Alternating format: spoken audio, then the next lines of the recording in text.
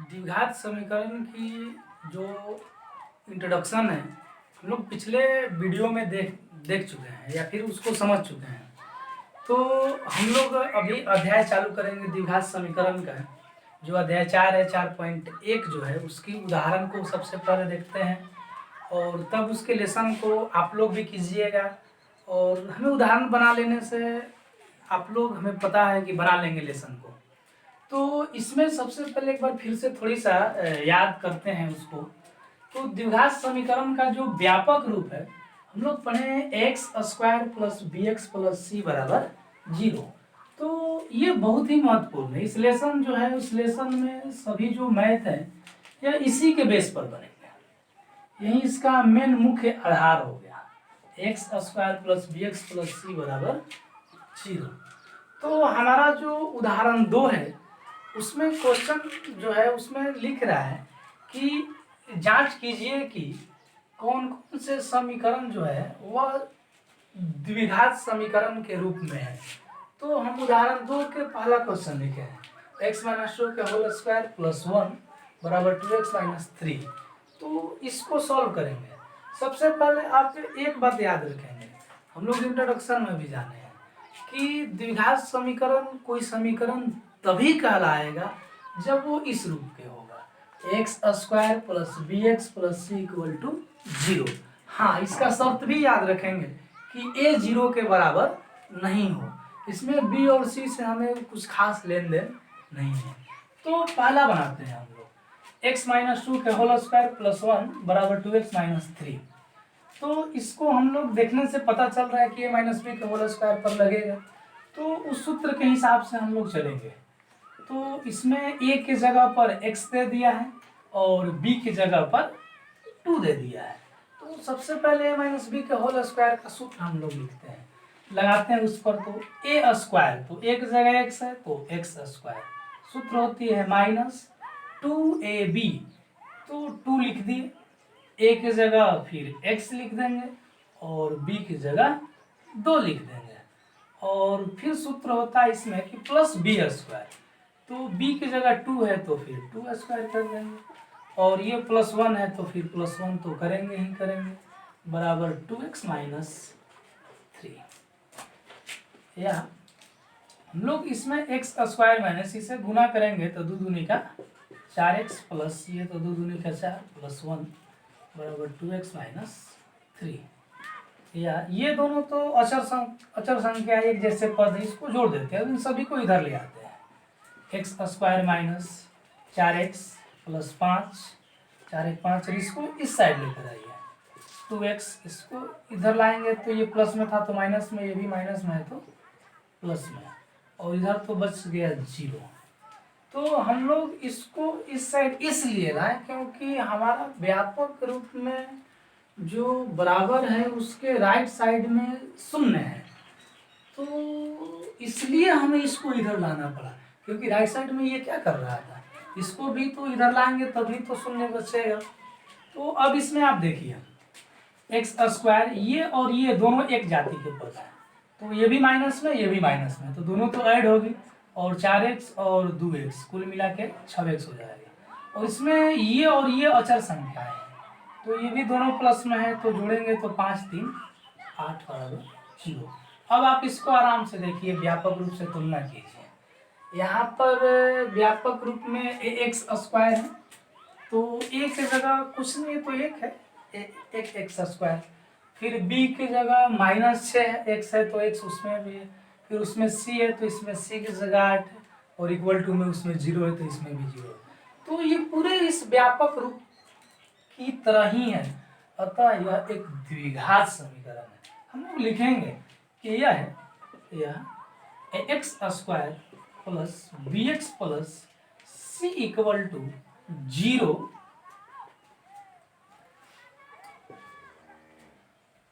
की तरह है, अतः यह द्विघात समीकरण। बस यही हमारा आंसर हो जाएगा। तो द्विघात समीकरण इसी तरह से हमेशा जांच करेंगे, जितने सारे दिए रहेंगे क्वेश्चन में हम उसे सबसे पहले सॉल्व करेंगे और उसको सरल करते हुए अंत तक पहुंचेंगे। और देखेंगे कि क्या अपने व्यापक रूप के हिसाब से ये है। अगर उस तरह से ये फॉलो कर रहा है तो फिर हम लोग इसे द्विघात समीकरण कह लेंगे। और इसी तरह से एक नंबर में आपके ये अक्सर पूछे जाते हैं कि द्विघात समीकरण है या फिर नहीं है, तो आप इसे देख लेंगे। हम इसके दूसरे क्वेश्चन देखते हैं, उदाहरण 2 के। तो यहाँ पर भी देख लेंगे, इसमें x इंटू एक्स प्लस 1 और प्लस में 8 है। तो यहाँ पर सबसे पहले मल्टीप्लाई करते हैं, दोनों को सॉल्व करते हैं, पहले इसे सरल करते हैं। तो x से x में गुना होगा, इससे इसमें, तो भाई x में गुना होगी तो फिर x स्क्वायर हो जाएगी। x में 1 में करेंगे तो फिर x हो जाएगा, और ये 8 है तो 8। इधर से भी हम लोग गुना करेंगे, तो इससे तो इसमें करेंगे तो x स्क्वायर होगी, इससे इसमें करेंगे तो -2x, और इससे इसमें करेंगे तो +2x। तो फिर माइनस, अच्छा लिख ही देते हैं, -2x, इससे इसमें गुना करें +2x, और इससे फिर इसमें करेंगे तो प्लस माइनस माइनस हो जाएगी, और 2 दूनी का 4 हो जाएगा। तो यहाँ पर ये तो x square plus x plus 8 और बराबर में x स्क्वायर माइनस, ये तो कट जाएगा क्योंकि -2x प्लस 2x घट के 0 आएगा, कटाइए -4। और ये x स्क्वायर और -4 जो है, इसको इधर, इस x स्क्वायर को इधर ले आएंगे तो फिर ये माइनस में आएगा, तो माइनस में आने के कारण घट के 0 हो जाएगी, इसलिए यहीं कटा देते हैं। तो इसमें क्या मिला आपको, x स्क्वायर प्लस 8, इसको ले आइए इधर, +4 = 0। आप इसमें देखेंगे कि इसमें x स्क्वायर गायब हो गई। जो हमारा व्यापक रूप है द्विघात समीकरण का, उसमें x स्क्वायर तो होना जरूरी है, लेकिन इसमें x स्क्वायर ही नहीं बचा है, इसमें सबसे बड़ी पावर 1 बच गई, तो ये द्विघात रहा ही नहीं। तो हम सीधे लिखेंगे कि यह x square plus bx plus c = 0 की तरह नहीं है, अतः यह द्विघात समीकरण नहीं है। तो आगे हम लोग जो इसका उदाहरण 3 है, जो उदाहरण 2 है, इसका जो तीसरा भाग है, हम लोग इससे भी सॉल्व करते हैं। x इंटू 2x प्लस 3 बराबर x स्क्वायर प्लस 1, इसे सॉल्व कीजिए आप। इसमें इससे इसमें गुना करेंगे तो 2x स्क्वायर, इससे इसमें गुना करेंगे तो 3x स्क्वायर प्लस 1। या सबको लाइए इधर, क्योंकि व्यापक रूप में राइट साइड में 0 होती है द्विघात समीकरण में। तो 2x स्क्वायर प्लस 3x, ये प्लस में है तो माइनस में लेकर आइए, और इस बेचारे को भी प्लस में है तो माइनस में आइए, उधर तो 0 बचेगा। या 2x स्क्वायर में से x स्क्वायर घटेगा तो 1x स्क्वायर बचेगी, और ये 3x माइनस 1 = 0। अब इसे तुलना कीजिए कि क्या व्यापक रूप के अनुसार है या फिर नहीं है। तो देख रहे हैं कि बिल्कुल x स्क्वायर इसमें है, और बाकी तो दिखना ही नहीं है, या उससे ज़्यादा कुछ खास लेन देन नहीं है। तो लिख देंगे कि यह है x square plus bx plus c = 0 की तरह है, अतः यह द्विघात समीकरण है, द्विघात समीकरण है। इसे आप लोग नोट कर लेंगे। उदाहरण जो 2 हम लोग पढ़े हैं, उसमें जांच करनी थी, और इसी तरह उसी आधार पर आप लोग प्रश्नावली जो 4.1 है, उसका पहला जो क्वेश्चन है वह द्विघात समीकरणों की जांच करने के लिए ही कहा जा रहा है। तो आप लोग उस आधार पर कर लेंगे। हाँ, उस प्रश्नावली में हम एक जो पहला जो है 4.1 के जो पहला है, उसका 8वां क्वेश्चन नंबर है, वो भी जांच करने के लिए बोल रहे हैं। हम उसको थोड़ा सा सॉल्व कर देते हैं, क्योंकि इसमें लग रहा है हमें कि थोड़ा सा आप लोग इसमें आपकी कठिनाई होगी। तो इसको हम लोग देखते हैं, क्वेश्चन है इतना, और इसको भी जांच करनी है कि क्या ये द्विघात समीकरण है अथवा नहीं है। तो फिर इसे हम लोग क्या करते हैं, सरल करते हैं, क्योंकि यहाँ पर होल क्यूब जो है ना, x - 2 के a - b के होल क्यूब के सूत्र जैसा है। तो उसको पहले सरल कीजिए, अपने पता चलेगा। X cube minus 4x square minus x plus 1। इसे देखने से आपको पता चल रहा है कि a माइनस बी के ये होल क्यूब का सूत्र है। हाँ, अंतर यह है कि a की जगह x और b की जगह 2 लिखा गया। तो आप लोग a माइनस बी के होल क्यूब का सूत्र बहुत आराम से जानते हैं, a cube minus b cube minus 3ab into a minus b. हम लोग इस फॉर्मूले पर सेट करते हैं। हमारा सूत्र है a क्यूब, तो भाई a की जगह x है तो हम तो x क्यूब लिखेंगे, फिर सूत्र में है माइनस तो फिर माइनस लिख दिए, फिर b क्यूब है तो b की जगह 2 है तो फिर हम लोग 2 क्यूब लिख दिए, फिर माइनस है तो फिर माइनस लिखे, फिर 3 है तो 3 लिखे। और यहाँ पर तो कुछ नहीं होता है तो गुणा का चिन्ह होती ही है। a की जगह हम x लिखते हैं, फिर b है, b की जगह 2 है तो 2 लिख दीजिए, फिर बॉक्स है तो आप बॉक्स दे दीजिए, और बॉक्स में a माइनस बी है तो फिर a की जगह x है और माइनस b की जगह 2 है। तो सूत्र पर इस तरह से सेट कर दीजिए। फिर इसको हम लोग देखेंगे कि x cube minus 4x square minus x plus 1, ये तो एक्स क्यूब माइनस ये तो 2 दूनी 4 दूनी 8 हो जाएगा। इससे हम लोग करेंगे तो 3 दूनी 6x इंटू एक्स माइनस 2, या x cube minus 4x square minus x plus 1 x cube minus 8, इसे गुना कीजिए। इससे इसमें गुना करेंगे तो माइनस 6x और इस माइनस 6x स्क्वायर। हाँ, इससे इसमें गुना करेंगे तो माइनस माइनस तो प्लस हो जाएंगे और 6 दूनी 12x होंगे। अब थोड़ा सा देखिए इसमें क्या क्या करने लायक, ये और ये कर जाएंगे। और देखिए एक्स स्क्वायर 4x स्क्वायर है, ये माइनस है और इधर से ये आएगा तो प्लस में, तो एक्स स्क्वायर गायब नहीं होगी। अब इसे आगे बढ़ाने की कोई जरूरत नहीं है क्योंकि ऑब्जेक्टिव टाइप की क्वेश्चन होगी।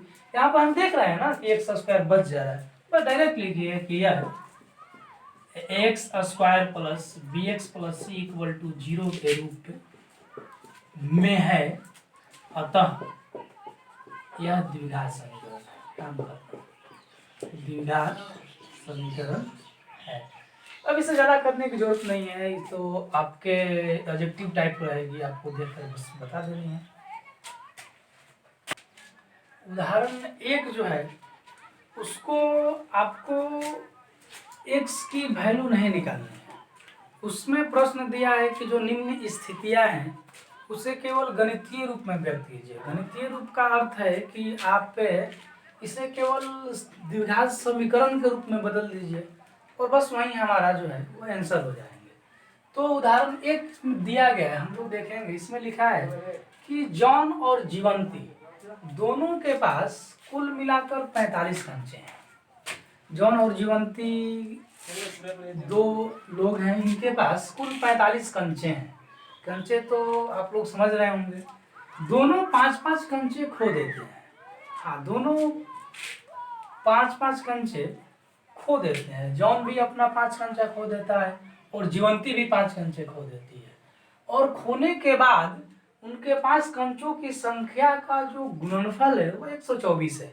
कंचे जब खो दिए और खोने के बाद दोनों ने अपने अपने पास जितने बचे कंचे उनको गुना किए तो पता चला कि 124 है, इसमें 124 आपका आया।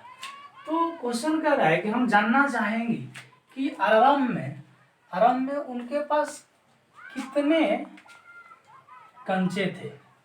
तो इसे केवल गणितीय रूप में व्यक्त कीजिए। तो हम लोग जानते हैं कि हमारे पास जो भी अज्ञात राशि है उसे, जैसे इसमें कंचे खोजने के लिए कह रहा है, तो फिर हम लोग इसे चर संख्या x y या फिर व्यक्त करते हैं, तो फिर हम इसे हल करेंगे। तो इसमें हम लिखते हैं कि मान लिया जॉन के पास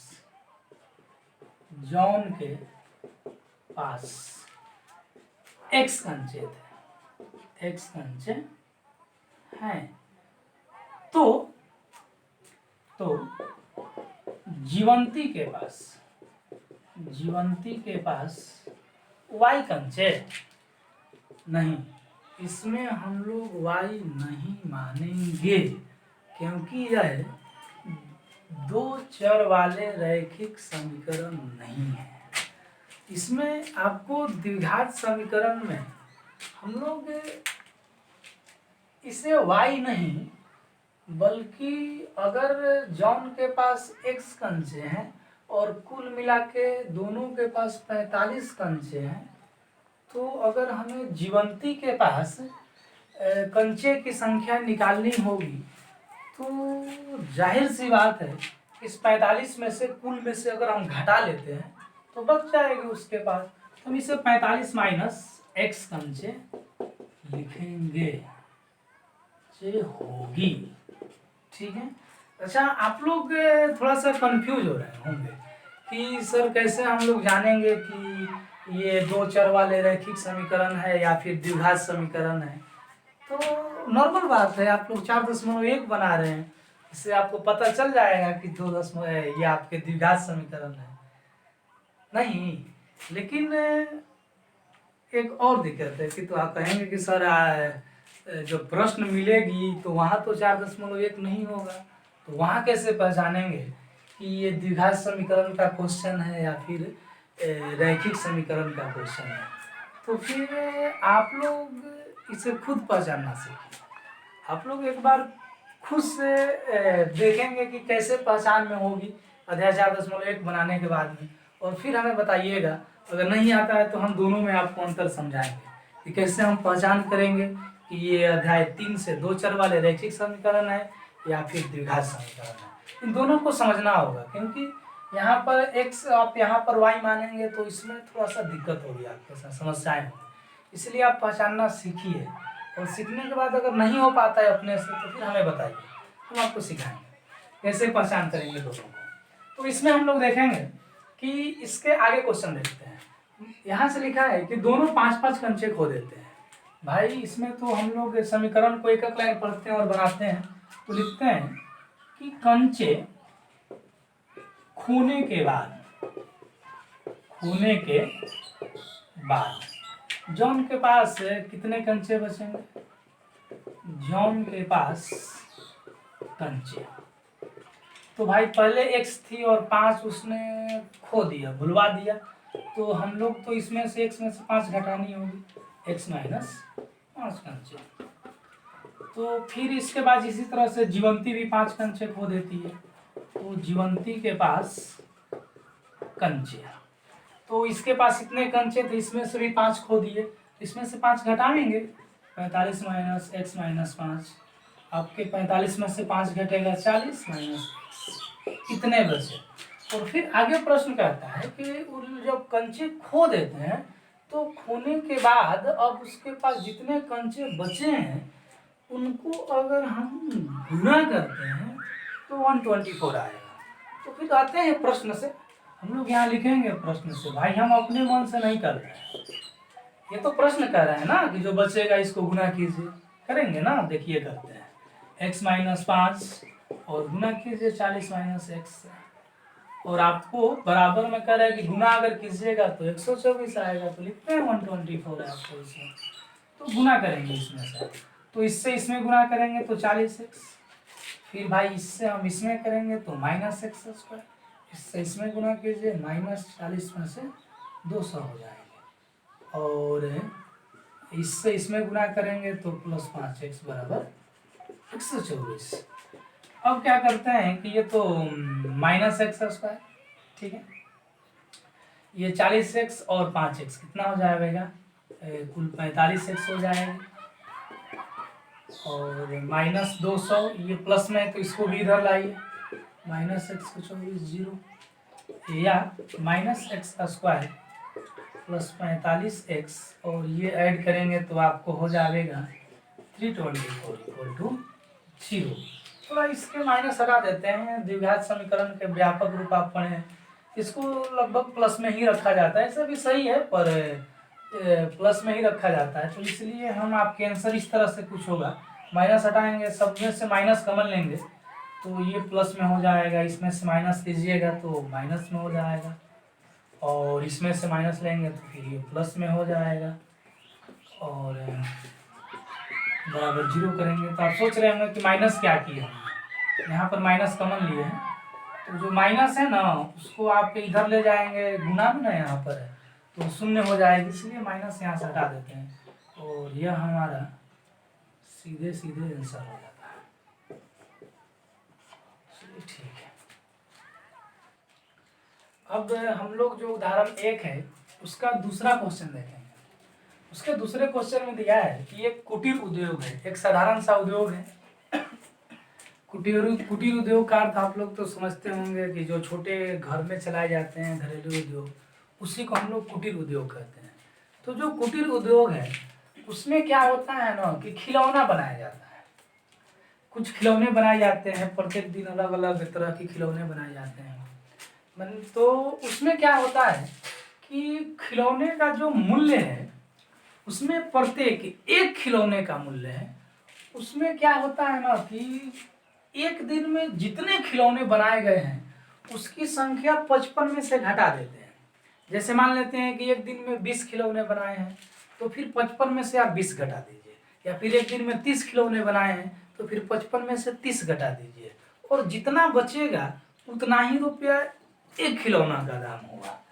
और फिर क्या करेंगे कि फिर क्या होता है कि वो किसी दिन कैलकुलेट की जाती है, किसी दिन गणना की जाती है, जानकारी प्राप्त होती है कि उस दिन जितने खिलौना बना उस खिलौने की जो निर्माण की लागत है, उसे बनाने में जो खर्च है वो कुल 750 रुपये होती है। तो आपसे प्रश्न पूछा जा रहा है कि उस दिन खिलौने की संख्या ज्ञात करना चाहेंगे, इसे भी आप गणितीय रूप में ही व्यक्त कीजिए। तो देखिए हम लोग इसे हल करेंगे। सबसे पहले इसमें क्वेश्चन सीधे सीधे आपको कह रहा है कि खिलौने की संख्या ज्ञात करना है, मतलब अज्ञात जो राशि है जिसे हम नहीं जानते हैं वो खिलौने की संख्या है। तो जाहिर सी बात है कि हम लोग उसे ही x मानेंगे। तो लिख देते हैं कि मान लिया उस दिन खिलौने की संख्या x है। ठीक है। अब एक काम करते हैं, हम लोग एक खिलौने की मूल्य निकालते हैं। तो एक खिलौने की मूल्य, तो साधारण बात है, क्वेश्चन कह रहा है कि आप जितने खिलौने बनाते हैं एक दिन में उसको 55 में से घटाइए और जो बच जाएगा वही एक खिलौना का मूल्य होगा। तो हम 55 में से इसे इस x को जो इतना बनाए हैं उसे घटा देते हैं। ठीक है। अब प्रश्न क्या कहता है? अब प्रश्न कहता है आगे कि किसी एक दिन देखा जा रहा है कि जो खिलौने का जो बनाने में खर्च आ रही है, कुल खिलौने बनाने में वो 750 रुपये आ रही है। तो भाई एक खिलौने की दाम इतना रुपया, तो फिर इतने खिलौने की दाम कितना रुपया, हम इसे तो गुना करेंगे। तो गुना करते हैं, क्योंकि कुल अगर मूल्य निकालनी होती है तो खिलौने की संख्या में और जो एक खिलौने के मूल्य होते हैं उसमें गुना ही की जाती है। तो आराम से कर देते हैं गुना 55 माइनस x। और चूंकि उस दिन का खर्च हमारे प्रश्न दे रहा है 750, तो बराबर कर देंगे 750 के। अब गुना कीजिए, इसमें गुना करेंगे 55x, इससे इसमें करेंगे माइनस एक्स स्क्वायर, और ये तो 750 हो गई। या इसको इधर लाइए तो minus x square plus 55x plus नहीं, ये तो इधर आएगा तो माइनस में हो जाएगा, 750 बराबर 0। इसको हमेशा हम लोग जो एक्स स्क्वायर उसे प्लस में रखते हैं, इसलिए माइनस कॉमन ले लीजिए। तो एक्स स्क्वायर ये प्लस में है तो माइनस में हो जाएगा, 55x ये माइनस है तो प्लस हो जाएगा, 750 बराबर 0। अब आप यदि इस माइनस को इधर गुना में तो इधर ले जाएंगे तो फिर भागा में और ये शून्य हो जाएगी, इसलिए माइनस को हटा देते हैं और यही हमारा आंसर रहा। एक काम आप लोग जब यहाँ से पढ़ना शुरू कीजिए तो बिल्कुल अपने ट्यूशन की तरह माहौल होना चाहिए, उस तरह से आप पूरा तैयार हो जाए। कॉपी कलम ले लें और कॉपी कलम लेने के बाद में आप इसको वीडियो को पॉज कर दीजिए और पॉज करके वहाँ पर इसे नोट कीजिए। बिल्कुल उसी तरह का माहौल होनी चाहिए। जो हमारी प्रश्नावली 4.1 है उसका हम लोग जो प्रश्न है दूसरा, उसमें कुल मिलाकर 4 प्रश्न दिए गए हैं जो दूसरा के हैं। तो हम पहला प्रश्न को बनाते हैं। इसमें लिखा गया है कि एक आयताकार भूखंड है। भूखंड तो समझते हैं हम लोग जमीन का एक बड़ी सी टुकड़ा होगी, मतलब जमीन का टुकड़ा को ही हम लोग भूखंड कहते हैं, नाम से ही स्पष्ट है। उस भूखंड का क्षेत्रफल दिया गया है 528 मीटर स्क्वायर। फिर कह रहा है कि उसकी जो लंबाई है जो मीटर में दी गई है, यहाँ पर बॉक्स में दिया गया है कि जो लंबाई है वो मीटर में है, वह चौड़ाई के दुगने से एक अधिक है। जो लंबाई है वह चौड़ाई को अगर दुगना करते हैं तो उससे एक अधिक है। तो इसमें क्या करनी है ना कि भूखंड की लंबाई और चौड़ाई ज्ञात करनी है, और इसको भी जो उदाहरण 1 है उसी तरह से गणितीय रूप में ही हमें व्यक्त करनी है। तो इससे भी ज़्यादा मेहनत करने की जरूरत नहीं है, केवल द्विघात समीकरण के रूप में बदल दीजिए, वही हमारा आंसर होगा। ज़रा इसे हम लोग हल करते हैं। तो इसमें आप लोग देखेंगे, इसमें सबसे पहले आप लंबाई या चौड़ाई को x मानेंगे, और आप लोग इसमें किसे x मानेंगे ये तो आप समझते होंगे। इसमें देखिए आप लोग, इसमें हमें तय करना होता है कि जो कौन सी ऐसी राशि है जो दूसरे राशि के पद में दी गई है। आप जो राशि को जिसके पद में व्यक्त करते हैं हम लोग उसको x नहीं मानकर दूसरे वाले को x मानते हैं। जैसे लंबाई को चौड़ाई के रूप पदों में व्यक्त किया है कि जो लंबाई है वह चौड़ाई के दुगुने से एक अधिक है, मतलब लंबाई बिल्कुल चौड़ाई पर निर्भर करता है। तो यहाँ पर चौड़ाई स्वतंत्र राशि, अब स्वतंत्र को ही x मानेंगे, और जो लंबाई है उसको हम लोग चौड़ाई के पदों में व्यक्त कर देंगे। अच्छा, आप लोग सोच रहे होंगे सर हम अगर लंबाई को x मान ले तो कोई गड़बड़ होगी। इससे भी हम लोग इससे भी चौड़ाई निकाल सकते हैं, लेकिन थोड़ी सा कठिनाई होगी। आप द्विघात समीकरण जैसे जैसे पढ़ते जाएंगे अब भी समझते जाएंगे। अब किसी को भी x मानकर आप बना सकते हैं। अभी हम लोग यहीं से पकड़ के चालू करते हैं और देखते हैं क्या होता है। इसमें आप लंबाई को x मानिए, मान लिया लंबाई नहीं चौड़ाई को x मानते हैं। चौड़ाई बराबर x मीटर है, तो फिर लंबाई जो होगी, लंबाई वह चौड़ाई के दुगुने से एक ज़्यादा है, मतलब चौड़ाई के दुगुना। तो चौड़ाई तो भाई x है, इसमें 2 से गुना कीजिए, और दुगुने से एक अधिक है तो फिर एक तो जोड़ेंगे, तो आपको 2x प्लस 1 मीटर ये हमारी लंबाई रही। और फिर आप देखिए दिया है कि जो भूखंड है उसका क्षेत्रफल 528 मीटर स्क्वायर है। तो फिर चूंकि भूखंड आयताकार है तो हम लोग लिखेंगे डायरेक्ट कि आयताकार, सूत्र लिखेंगे आयताकार भूखंड की क्षेत्रफल बराबर, तो आयत वाले ही क्षेत्रफल का सूत्र होगा लंबाई गुना चौड़ाई। अब जो जो दिया है उसके नीचे लिखते हैं। क्षेत्रफल दिया है क्वेश्चन में 528, इसके नीचे लिख दीजिए 528 बराबर है, तो बराबर लंबाई हमें इतना मालूम है तो फिर आप इतना लिख देंगे, और गुना में चौड़ाई है तो फिर चौड़ाई को x लिख देंगे। अब हम लोग देखते हैं 528, इसको इसमें गुना करेंगे 2x स्क्वायर, इससे इसमें करेंगे प्लस x, सबको उधर ले जाइए क्योंकि व्यापक रूप में जो एक साइड होती है वो शून्य के बराबर होनी चाहिए। तो फिर हम इसको अगर इधर ले जाएंगे तो इधर शून्य बच जाएगा, 2x स्क्वायर प्लस x, और ये प्लस में था तो माइनस में हो जाएगा 528। यही हमारी आंसर है। आप शून्य को इधर या इधर किसी तरह से भी लिख सकते हैं। लास्ट में आप एक लाइन डाल देंगे यहाँ पर, शून्य को इधर कर लेंगे, और यही हमारी आंसर है। तो इस तरह से आपका जो ये है जो प्रश्नावली के दूसरे प्रश्न के जो पहला है हम लोग उसे सॉल्व कर चुके हैं। हम लोग इसका जो नेक्स्ट क्वेश्चन है उसे हम लोग उसको बनाएंगे, तो देखेंगे। क्वेश्चन नंबर 2 के हम लोग दूसरा क्वेश्चन देखते हैं। इसमें दिया है कि 2 क्रमागत धनात्मक पूर्णांक, हाँ भाई 2 क्रमागत मतलब लगातार संख्याएं। लगातार संख्या में क्या बहुत सारे, मतलब जैसे अगर हम पहली संख्या 3 लेंगे तो फिर दूसरी संख्या हमें 4 लेनी होगी, क्योंकि 3 और 4 ही लगातार होगी। या फिर आप कुछ भी ले सकते हैं, मतलब अगर पहली संख्या 11 लें तो फिर दूसरी संख्या आपको 12 लेनी पड़ेगी। तो ये लगातार संख्याएं हैं। तो कह रहा है उसी तरह से कि दो क्रमागत वो भी धनात्मक होनी चाहिए, माइनस में नहीं होनी चाहिए, हमें प्लस में होने चाहिए, पॉजिटिव पूर्णांक संख्या है।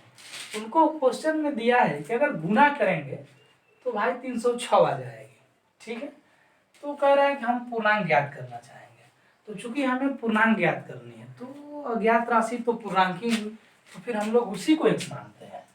तो इसमें हम लोग लिखते हैं कि मान लिया जो आपके क्रमागत धनात्मक पूर्णांक है, आप पहली या दूसरी मान सकते हैं या छोटी बड़ी भी मान सकते हैं। तो मान लिया छोटी धनात्मक पूर्णांक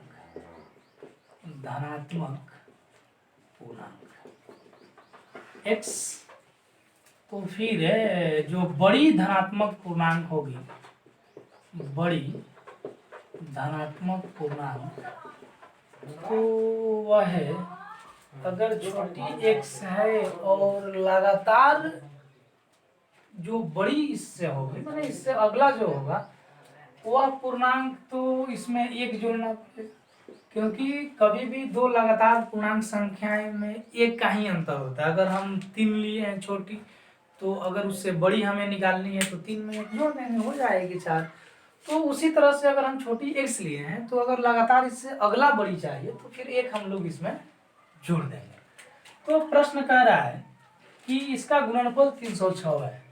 तो हम यहाँ पर प्रश्न से लिखेंगे, क्योंकि हम तो कह नहीं रहे हैं, ये प्रश्न के हिसाब से ही हम चल रहे हैं।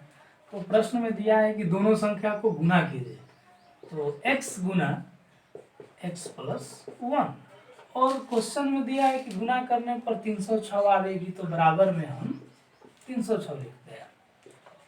या अगर x से इसमें गुना करेंगे तो फिर x स्क्वायर, और प्लस x में 1 में गुना करेंगे तो x, और बराबर में 306। चूंकि द्विघात समीकरण में इधर 0 होता है तो इससे हम लोग इस साइड ले आवेंगे, तो x स्क्वायर प्लस x, ये प्लस में है तो बेचारे माइनस में आएंगे, बराबर 0। तो ये हमारा द्विघात समीकरण के रूप का हो गया। बस इतना ही छोटा सा ये आंसर है। हम लोग नेक्स्ट क्वेश्चन देखते हैं। इसका नेक्स्ट क्वेश्चन दिया है कि रोहन की माँ उससे 26 वर्ष बड़ी है। एक रोहन है और उसकी बेचारे के माँ भी है, तो वो जो है ना, तो माँ जो है वह रोहन से 26 वर्ष बड़ी है। उनकी आयु वो भी वर्षों में, ठीक है। इनकी जो गुणनफल है, आयु का जो गुणनफल है, अब से 3 वर्ष बाद, माने अभी जो वर्तमान उम्र उनकी जितनी है उससे 3 वर्ष बाद दोनों की उम्र में गुना किया जाता है तो भाई 306 आ जाती है। तो कह रहा है कि हमें रोहन की वर्तमान आयु ज्ञात करनी है। तो आप सबसे पहले इसमें देखिए कि हल करते समय हम किसे x माने, तो आप पता लगाइए कि कौन सी राशि किसके पदों में दी गई है। उसमें जो आप देखेंगे कि जो रोहन की माँ है वह रोहन से 26 वर्ष बड़ी है। मतलब अगर हम रोहन की उम्र को x मान लेंगे तो उसकी माँ की उम्र निकल जाएगी, क्योंकि 26 जोड़ेंगे तो निकल जाएगी, मतलब रोहन की ही हम लोग x मानते हैं। तो हल करते समय लिखेंगे कि मान लिया रोहन की भी वर्तमान उम्र बराबर x वर्ष। तो माँ की वर्तमान उम्र, उसकी भी अभी का ही उम्र की बात करते हैं, वर्तमान उम्र, चूंकि रोहन से अभी 26 वर्ष बड़ी है तो फिर रोहन का x, तो उसमें 26 हम लोग जोड़ देंगे, इतने वर्ष हो जाएंगे, ठीक है। और फिर प्रश्न क्या करे, आप वहां से पढ़िए आगे। प्रश्न दिया है कि अब से 3 वर्ष बाद, हाँ तो 3 वर्ष बाद निकालते हैं, लिखते हैं कि 3 वर्ष बाद।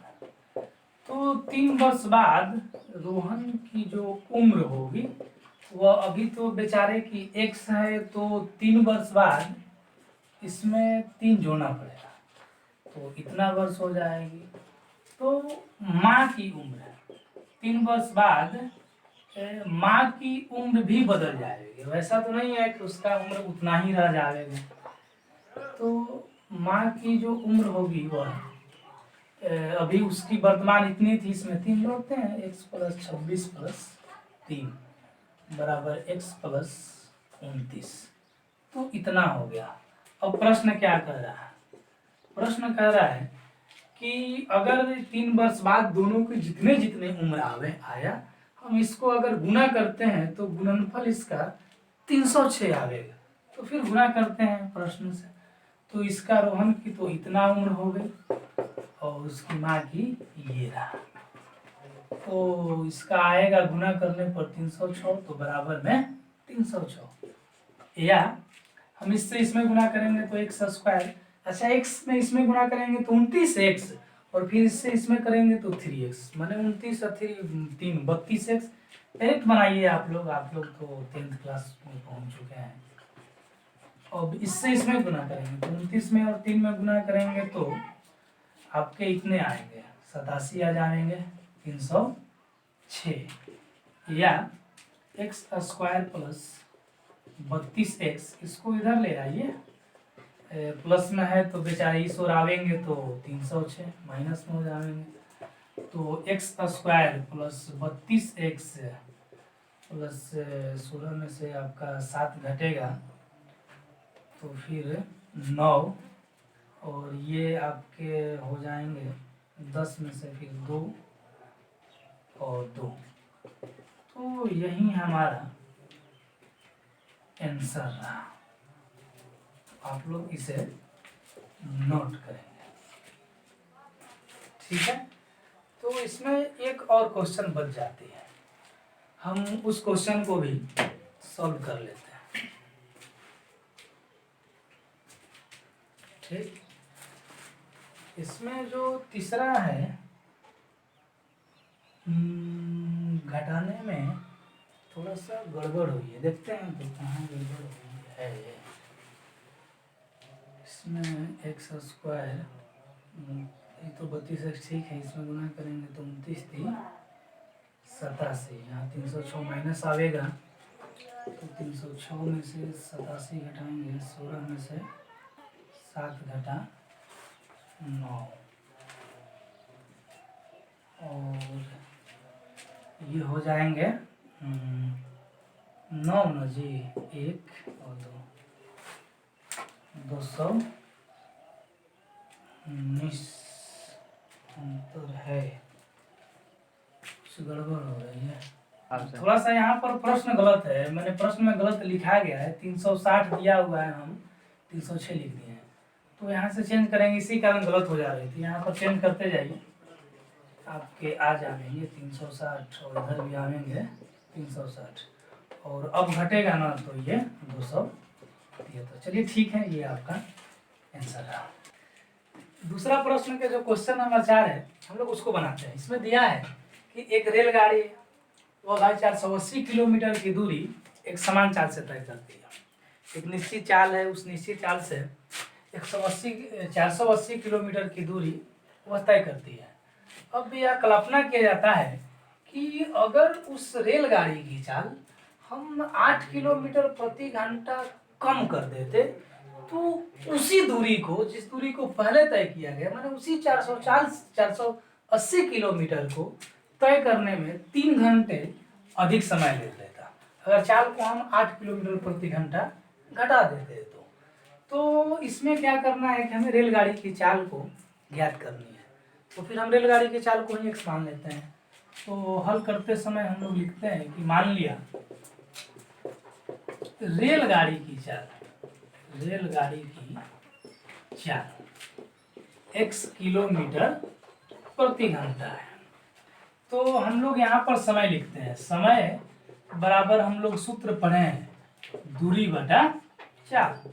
तो फिर इस हिसाब से तो दूरी हमारी 480 रही, और जो चाल है वह तो x रहा, मतलब इतने घंटे लगेंगे, ठीक है। हम लोग आगे देखते हैं, कह रहे हैं कि अगर चाल को हम 8 किलोमीटर प्रति घंटा घटा दें, तो घटाइए, नया चाल हम लोग लिखते हैं, यदि पहले लिख लेते हैं, यदि चाल 8 किलोमीटर 8 किलोमीटर प्रति घंटा कम होती तो नया चाल हम लोग लिखते हैं। नया चाल तो पहले x था और उसमें 8 कम करनी है, तो फिर हम x माइनस 8 किलोमीटर प्रति घंटा लिख देते हैं। अब नया समय लिखते हैं। कितना हो जाएगा इससे नया समय, तो दूरी तो 480 ही तय करनी है, तो समय बराबर एक बार फिर से दूरी बटा चाल करेंगे। तो दूरी 480 है और चाल हमारी x माइनस 8 है। अब प्रश्न क्या कह रहा है देखेंगे।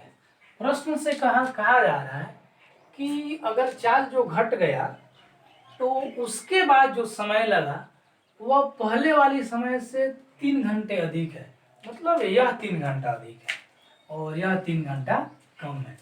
तो फिर अगर हम दोनों से समीकरण बनाना चाहते हैं तो समीकरण में बराबर करनी पड़ती है। तो अगर यह कम है और यह अधिक है तो इसमें 3 जोड़ेंगे, क्योंकि कम वाले में जोड़ेंगे तो फिर ये बराबर हो जाएंगे। तो हम 480 बटा x प्लस इसमें 3 जोड़ देते हैं और बराबर में ये लिख देते हैं। तो अब इसे हम लोग करते हैं, यहाँ कुछ नहीं है तो फिर बटा में 1 हो जाएगी।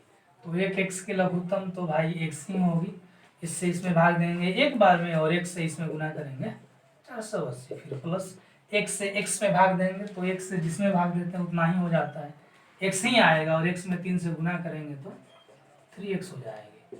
और इधर तो ठीक है 480 और बटा में x माइनस 8। यहाँ पर हम लोग क्रॉस मल्टीप्लिकेशन करेंगे, इसको इधर ले जाकर गुना करेंगे और इसको इधर ले जाकर गुना करेंगे। तो चेक करते हैं ना करके, इससे x से इसमें करेंगे तो 480x, x से फिर इसमें करेंगे तो 3x स्क्वायर, 8 से इसमें करेंगे तो आपके 64 ये 32 6 38 हो जाएंगे और फिर x से इसमें गुना करेंगे तो 408 से इसमें भी छूट रहा है, यहाँ पर इसमें गुना करेंगे तो 24x और ये आपका 480x। तो ये 480x कट जाएगी दोनों तरफ से, आपको जो मिल जाएगा वह 3x स्क्वायर और माइनस 24x और माइनस 3840 बराबर 0। इसमें से 3 कॉमन आवेगी, चेक करते हैं। चलो 3 कॉमन निकाल लेंगे, या x का स्क्वायर माइनस 8x माइनस आपका ये हो जाएगा 3 दूनी 6 3 8 24। इसको ये गुना में तो भागा में जाएंगे तो 0 होगा, x square minus 8x minus ये आपका 1280 बराबर 0। तो यही हमारा आंसर था। तो इस तरह से हम लोग जो अध्याय 4.1 है उसको समाप्त कर लिया है। आप लोग देखिए जब पढ़ने बैठिए तो बिल्कुल ट्यूशन की तरह माहौल होनी चाहिए, उसी तरह से आप तैयार हो जाइए।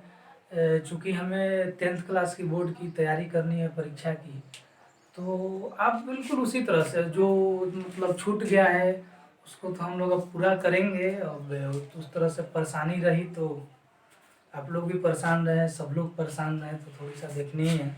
तो हम लोग जो नेक्स्ट है ना लेसन 4.2, तो अगले दिन उसे हम लोग पढ़ेंगे और इसे आप लोग अभ्यास करते जाएंगे।